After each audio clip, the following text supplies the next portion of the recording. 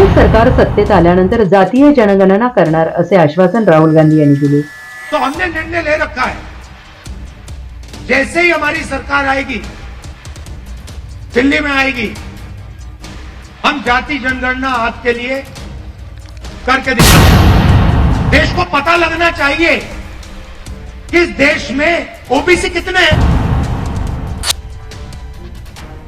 पहले अपने आप को ओबीसी कहते थे, मेरे भाषण के बाद कहते हैं हिंदुस्तान में तो सिर्फ एक जात है, पूरा का पूरा फायदा, देश का धन चुने हुए लोगों के हाथ में जाता है। मैंने पार्लियामेंट में सवाल पूछा, बीजेपी के लोगों से पूछा, हिंदुस्तान को 90 लोग चलाते हैं, आईएएस के अफसर हैं, पूरे बजट को बांटते हैं। मैंने पार्लियामेंट में पूछा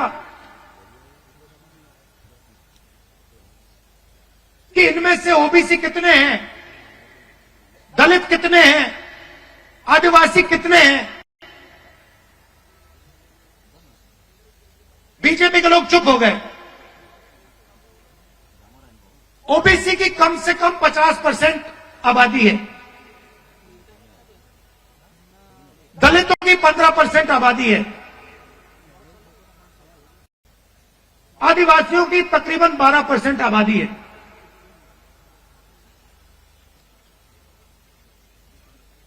नब्बे अफसर में से 3 ओबीसी हैं।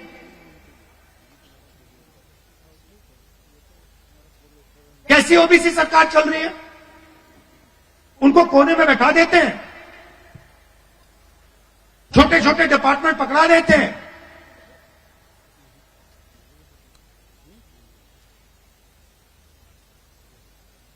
हिंदुस्तान की सबसे बड़ी कंपनी, 100-200 सबसे बड़ी कंपनी की लिस्ट निकालो, मुझे दिखा दो इनमें कौन सा ओबीसी है, कौन सा दलित है, कौन सा आदिवासी है। स्टेट की ब्यूरोक्रेसी में दिखा दो।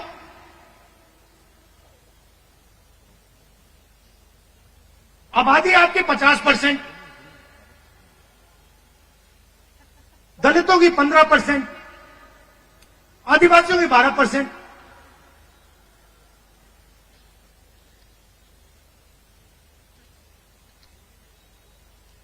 और भागीदारी आपकी कहीं भी नहीं।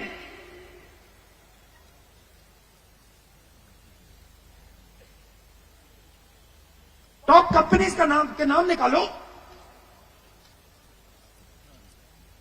और मुझे दिखा दो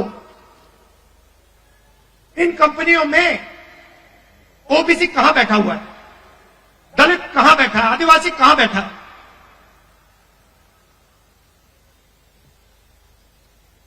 और ये सिर्फ मैं आईएएस की बात नहीं कर रहा हूं, हर फील्ड में यह हालत है।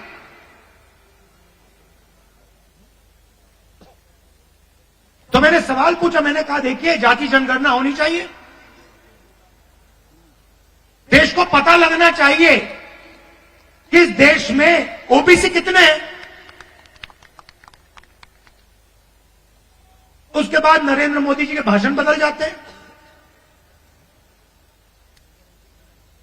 पहले अपने आप को ओबीसी कहते थे, मेरे भाषण के बाद कहते हैं हिंदुस्तान में तो सिर्फ एक जात है, वो भी गरीब। अगर हिंदुस्तान में सिर्फ एक जात, तो आप ओबीसी कैसे बन गए?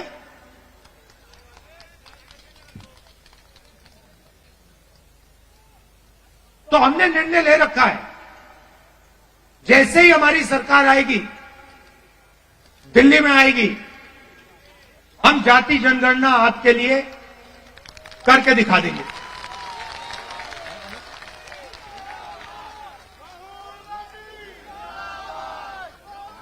और देखिए, जो मैंने शुरुआत में कहा, यह विचारधारा की लड़ाई है। करोड़ों लोगों को बीजेपी की सरकार ने गरीबी में फिर से धकेल दिया। जो काम हमने भोजन के अधिकार से, मनरेगा की मदद से किया, वो सब खत्म कर दिया इन लोगों ने।